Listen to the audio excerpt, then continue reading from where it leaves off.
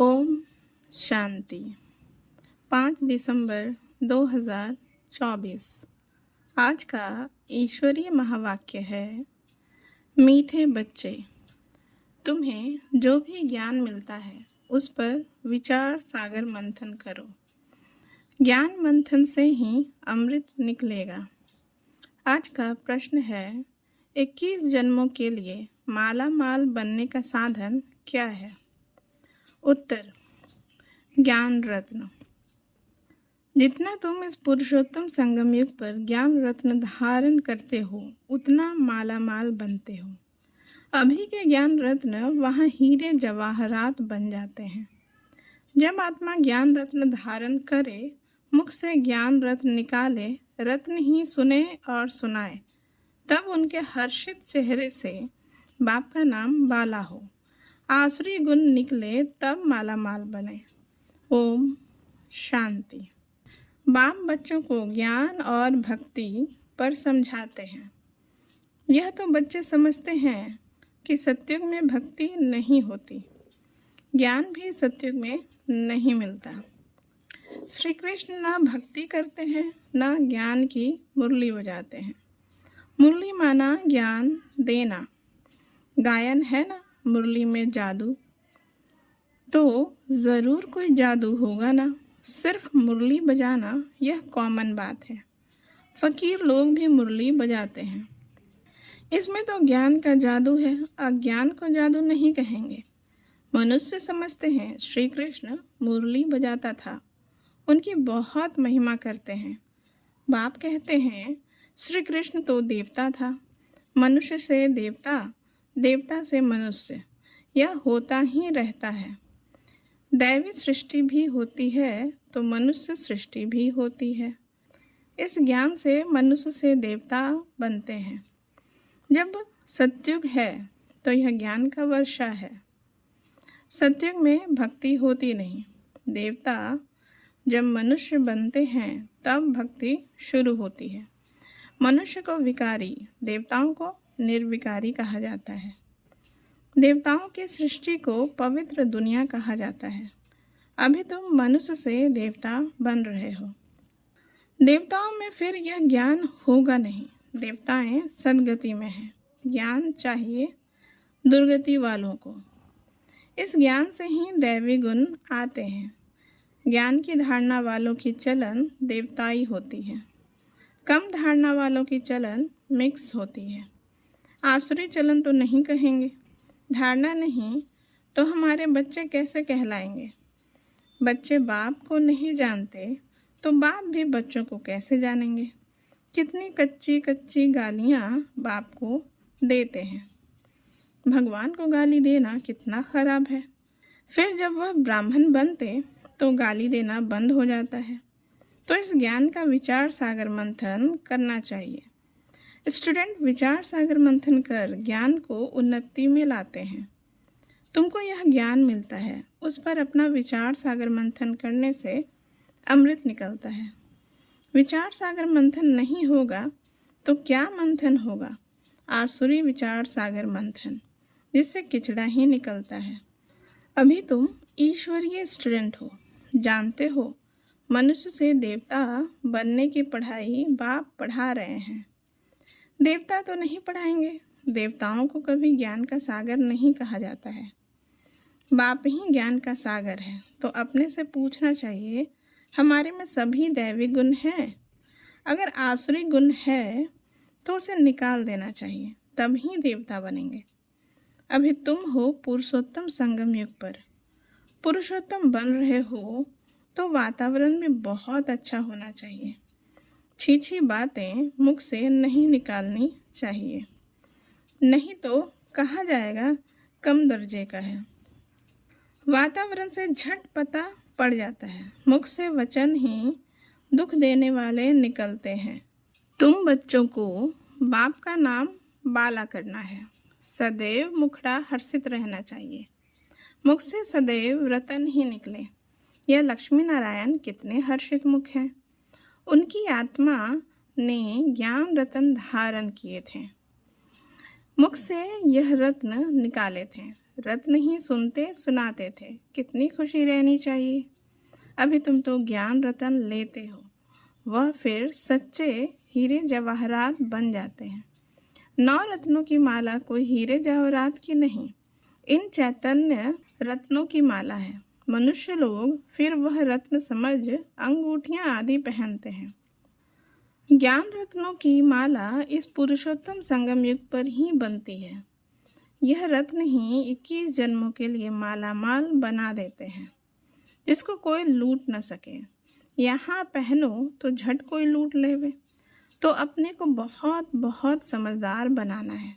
आसुरी गुण वाले की शक्ल ही ऐसी हो जाती है, क्रोध में तो लाल तांबा मिसल हो जाते हैं। काम विकार वाले तो एकदम काले मुंह वाले बन जाते हैं।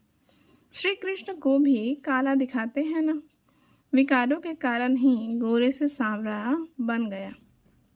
तुम बच्चों को हर एक बात का विचार सागर मंथन करना चाहिए। यह पढ़ाई है बहुत धन पाने की।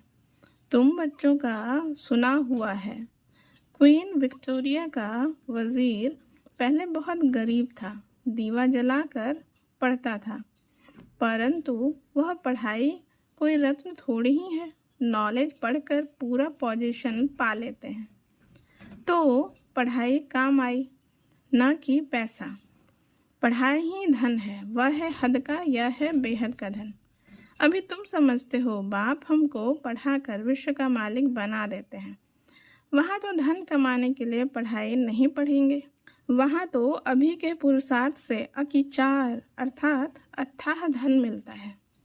धन अविनाशी बन जाता है। देवताओं के पास बहुत धन था, फिर जब वाम मार्ग रावण राज्य में आते हैं तो भी कितना धन था, कितने मंदिर बनवाए, फिर बाद में मुसलमानों ने लूटा। कितने धनवान थे। आजकल की पढ़ाई में इतना धनवान नहीं बन सकते हैं। तो इस पढ़ाई से देखो मनुष्य क्या बन जाते हैं, गरीब से साहूकार। अभी भारत देखो कितना गरीब है। नाम के साहूकार भी जो हैं उनको तो फुर्सत ही नहीं। अपने धन पोजीशन का कितना अहंकार रहता है। इसमें अहंकार आदि मिट जाना चाहिए। हम आत्मा हैं, आत्मा के पास धन दौलत हीरे जवाहरात आदि कुछ भी नहीं है।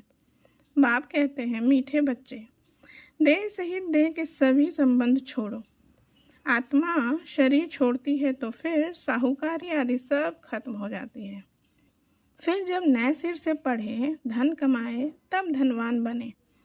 या तो दान पुण्य अच्छा किया होगा तो साहूकार के घर में जन्म लेंगे। कहते हैं यह पास्ट कर्मों का फल है। नॉलेज का दान दिया है, वह कॉलेज धर्मशाला आदि बनाई है तो उसका फल मिलता है, परंतु अल्पकाल के लिए। यह दान पुण्य आदि भी यहाँ किया जाता है, सत्युग में नहीं किया जाता है। सत्युग में अच्छे ही कर्म होते हैं, क्योंकि अभी का वर्षा मिला हुआ है। वहाँ कोई भी कर्म विकर्म नहीं बनेगा, क्योंकि रावण ही नहीं।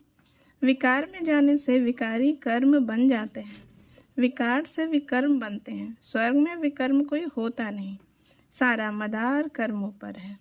यह माया रावण अवगुणी बनाता है, बाप आकर सर्वगुण संपन्न बनाते हैं।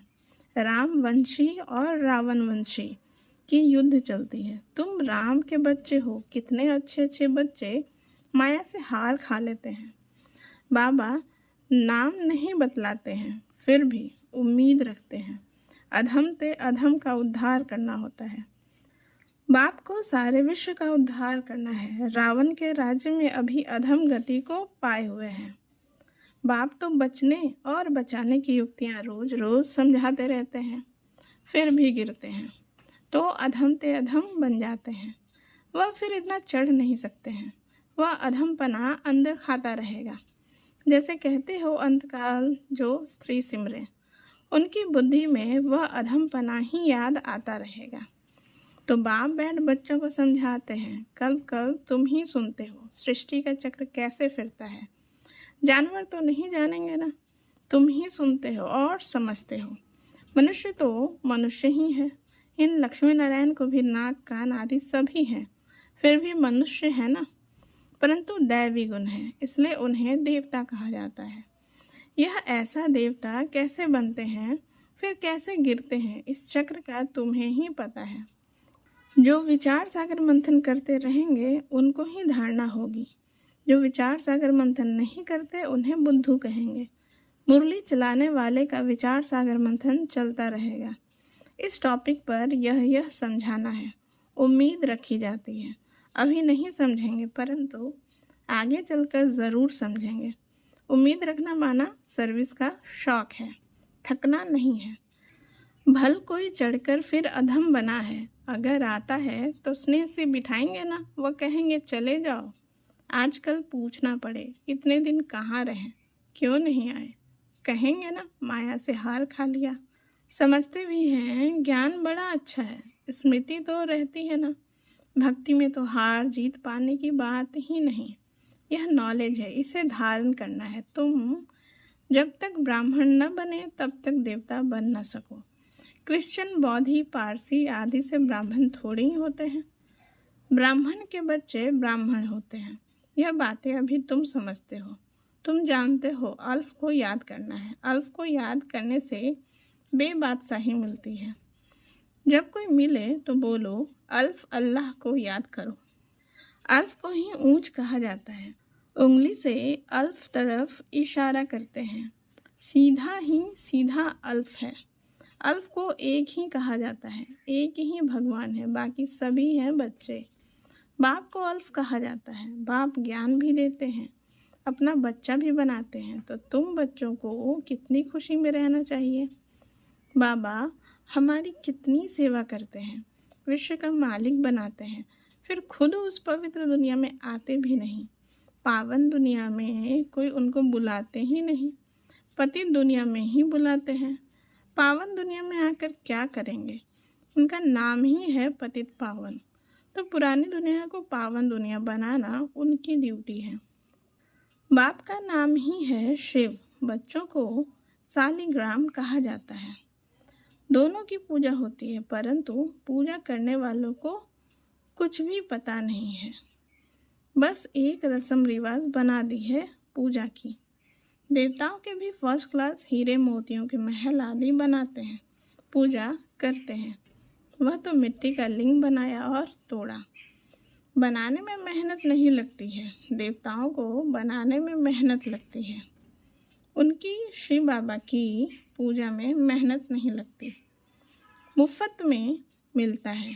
पत्थर पानी में घिस घिस कर गोल बन जाता है, पूरा अंडाकार बना देते हैं। कहते भी हैं अंडे मिसल आत्मा है जो ब्रह्म तत्व में रहती है, इसलिए उनको ब्रह्मांड कहते हैं।